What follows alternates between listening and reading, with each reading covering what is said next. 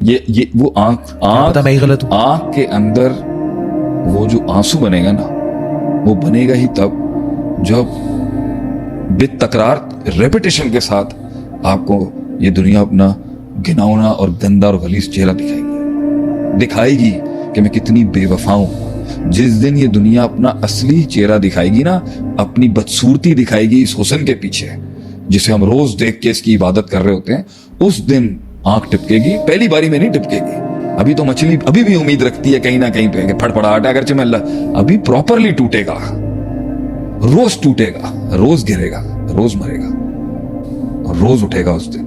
रोज कंधे, रोज ये कंधों का जो चौड़ापन है ना, ये रोज नीचे होते जाएंगे, कंधे झुक जाएंगे उसके एक दिन, और सर भी झुक जाएगा, आवाज भी धीमी हो जाएगी। मैं कह रहा हूं ना, वो धीमी आवाज नहीं होगी, वो शेर की धाड़ बन रही है अभी।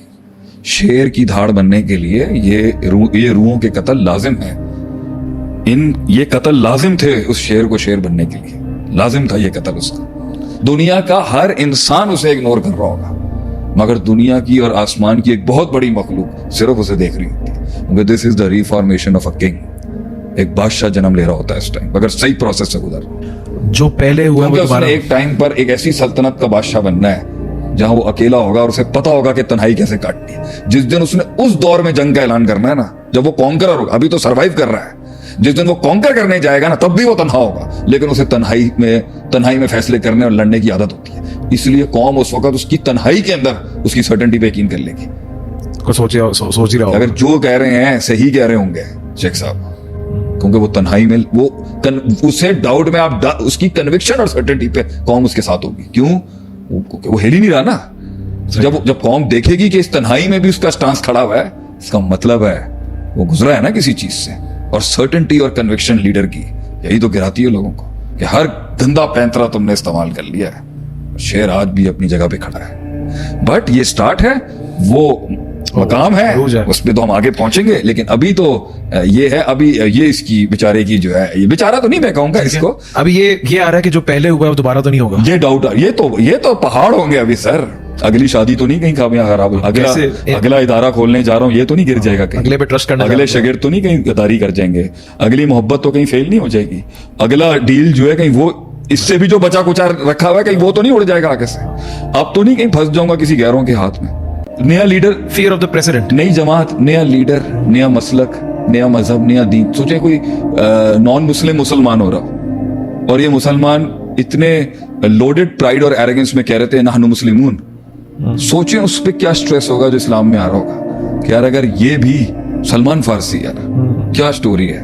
पहला आलिम, ये भी वैसा निकला, फिर नहीं, हर बारी में आलिम फौत हो रहा है। जिस उस्ताद के पास जाते हैं वो फौत हो जाता है। बंदा ही कोई कहता है मेरी प्रेजेंस की वजह से तो नहीं फौत हो रहा कोई। हर किस्म की सुपरस्टिशन आ सकती है ना, उनको तो नहीं आई, क्योंकि मैं वैसे ही बात कर रहा हूँ। तो इतनी बड़ी एक 11 फाइल हुई है चैप्टर, तो ये तो डाउट तो आएगा। फूंक के डर रहे होंगे आखिरी के पैसे पड़े हुए, ये लगा रहा हूँ कहीं नहीं। मतलब आपको ऐसी लोग बोलेंगे ये लास्ट चांस है आपका बेटा जी। उसके बाद वो जिंदगी जिस पे शर्तें ना रखी जाए, ये भी कोई जिंदगी है। वो जिंदगी जहां मदद शर्तों पे ना मिले, ये भी कोई जिंदगी है। वो जिंदगी जहां कर्ज शर्तों पे ना मिले, ये भी कोई जिंदगी है।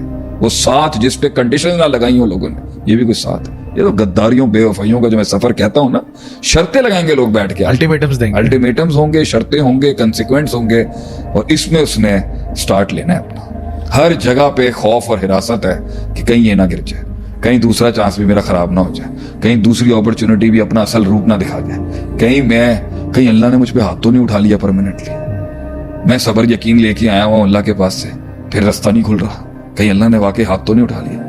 इन अल्लाह ला यज़ीउ अजरल मुहसिनीन, के ये वाकई मेरे लिए तो नहीं लग रही मुझे कि कुछ और तो नहीं है। इन्ना बदशा रब्बिका लशदीद की जिम्मन में तो नहीं आ गया, कहीं वाकई पकड़ तो नहीं होगी कि वाकई शेख साहब के लेक्चर्स जो हैं वो तो मैं हूं भी या नहीं।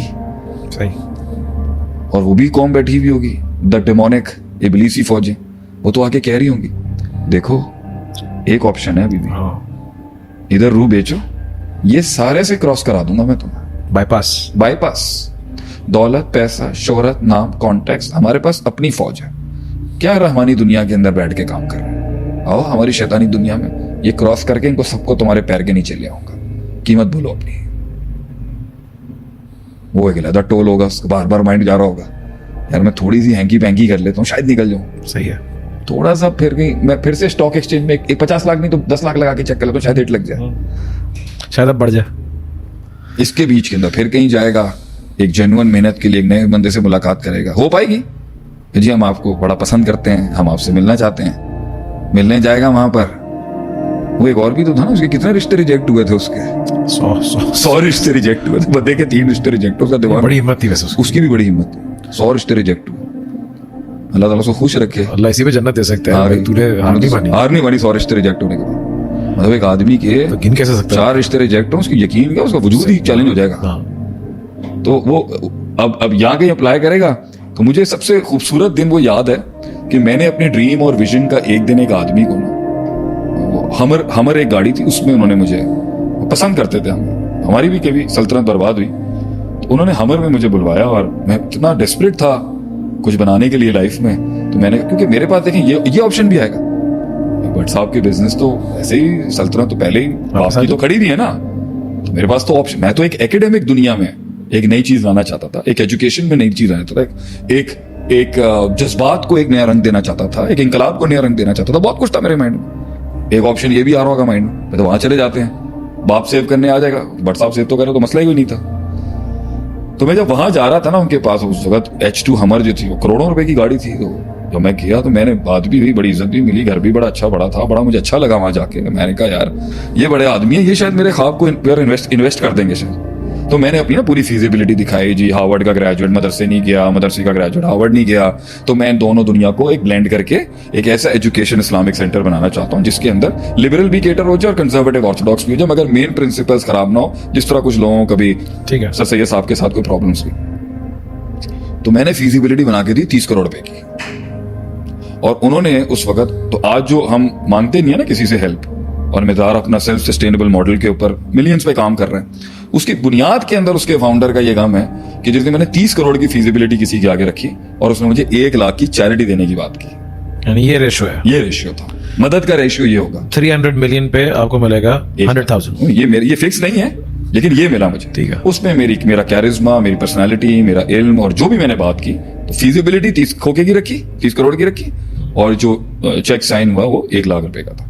तो इस तरह से आपका स्टार्टअप होगा कि ये रेशियो भी हेल्प है, तो और वो फिर जुमले अच्छे मिलेंगे, नहीं जबरदस्त। हर कोई रिलेट कर सकता है। आप जब काउंटर पे बेचने जाते हैं किसी की चीज, वो पहली दफा आप जो रखते हैं तो उस पे जो वो जुमले कहता है, आप प्राइस कोट करते हैं, वो जवाब ही नहीं देता आगे से। वो ऑर्डर क्या देगा, वो लोग अभी बोले मना ही कर दे यार। वो लोग इस गम को समझ सकते होंगे कि शेखों के गम को समझता है कि you know when you pitch your deal to someone, तो मैं उस दर्द को समझ सकता हूँ, मैं उन हालात को समझ सकता हूँ। शायद मेरे मिजाज से लोगों को ना लगता हो कि लोग, लेकिन बहुत अरसे से लोग सुनना चाहते थे कि क्या हुआ, तो मैं बिट्स एंड पीसेस सुना देता हूँ। मैंने वो देखा है, मैंने इसको बहुत प्रॉपर्ली देखा है। आपको बहुत उम्मीद दिखाई जाएगी और वहां होगा कुछ भी, अच्छा आप इन तिलों में तेल नहीं होगा, मगर चल रहा होगा। अच्छा, एक चीज यहाँ पे थोड़ी टेक्निकल है, बताइएगा कि ये सेफ जोन है, यहाँ जाना चाहिए नहीं जाना चाहिए। इंसान को इन हालात के अंदर जब बिल्कुल अजनबियत है और पल्ले कुछ नहीं है, अल्लाह साथ है अभी, और ये सोचना चाहिए जो छोड़ के जाने वाली है ना, या कोई जो छोड़ के जाने वाला है, हाँ। अभी तो हम अब सोचे ये प्रोसेस चल रहा है ना, वो दूसरा नोटिस भेजेगा बाप को, जिसकी वजह से या जिसके साथ ये हुआ है। अभी तो आफ्टर शॉक्स आने हैं। अभी तो पहले झटके पे तो अनाउंस हुआ ना, तलाक अनाउंस हो गई या आपको बाहर निकाल दिया है, कोलैप्स हो गया, collapse business, हो- जो भी हुआ अभी, दरवाजे तो बंद अभी आप ये चल ही रहे होंगे ना, तो आपको दूसरा नोटिस आएगा एक, सही है। उनकी सर्टेनिटी दिखेगी आपसे, आपकी तबाही के अंदर, कि मैं सर्टेन हूं कि मैंने आपके साथ नहीं चलना, मैं सर्टेन हूं। दूसरा आएगा कंफर्म करने के, 50 लाख का ही नुकसान नहीं, 50,50,780 रुपए, वो कंफर्म भेजेंगे आपको कि हो चुका हुआ है, भूलिएगा नहीं आप। अच्छा, ये क्लाइंट भी जा चुका है आपका। पहले तो ये गया था, अब ये भी गया। हाँ, ये भी चला इस पे गया। आपने कहा था कुछ सर्वाइवल हो जाएगा, आप वो भी गया। जो मैंने आपसे कहा है ना, सिचुएशन वो होती है जहां आपकी मैथ्स के पास कुछ बचेगा नहीं, वो अच्छा नहीं, कुछ क्लाइंट ऐसे होंगे वो आसरे में रख रहे होंगे, आप समझ लें कि वो भी हो चुका हुआ है काम, वो भी हो चुका है। वो सिर्फ उनका तरीका है जुदाई ना करने का, तरीका है जुदाई, वो उनके मुकाबले में थोड़ा सा अच्छा, खानदान अच्छा था, सीजन तरीके से आपसे लेदा होंगे। लड़की के पहले बाप ने मना किया था, लड़की ने भी अब कह दिया कि अब नहीं हो सकता, अब मना हो गया। और कुछ इस तरीके से मना करेंगे, हम देख रहे हैं, हम आपको जरूर बताएंगे, इस्तिखारे में नहीं आया हमारे, नहीं आसरा देंगे, कुछ रखेंगे आपको। सही है। इसमें सबसे खतरनाक वक्त वो होता है जो सबसे हर्टिंग है, कि एक तो आपको स्ट्रेट नो करेंगे ना, चलो भाई निकलो यहाँ से, एक वो लोग होंगे जो आसरा देके आपको रखेंगे, उनमें इतनी शर्मिंदगी होगी कि आपकी इतनी शान देखी हमने एक टाइम पर, उनकी असल में शर्म उनको आ रही होगी कहने के लिए कि भैया माजरत चाहते हैं, मतलब माजरत भी आपसे, हम माजरत भी नहीं करना चाहते, हम चाहते हैं कि ऐसा वक्त आए कि आपको हमें देखना ना पड़े, क्योंकि आपको हमने बहुत शान पे देखा है किसी जमाने में। तो बेहतर होगा कि आप सामने नहीं आए, आप सामने आएंगे ना तो मुझे वो काम करना पड़ेगा जो मैं कभी आपके लिए नहीं सोच सकता था। तो इसको इतना अच्छा गोल्डन हैंडशेक होना चाहिए कि आइंदा से आप दिखिएगा नहीं मुझे। तो वो किसी ने बड़े अच्छे जुमले कहते हैं ना किसी वक्त के अंदर के, जुदाई ऐसी हो कि नाम ना लेना पड़े कभी। जो कुछ सुना गया अल्लाह पाक इस पर अमल करने वाला और आगे लोगों तक पहुंचाने वाला बनाए। मज़ीद इस्लाही बयानात के लिए हमारा YouTube channel Sheikh Atif reminder को सब्सक्राइब करें और वीडियो को लाइक करें। जज़ाकल्लाहु खैर।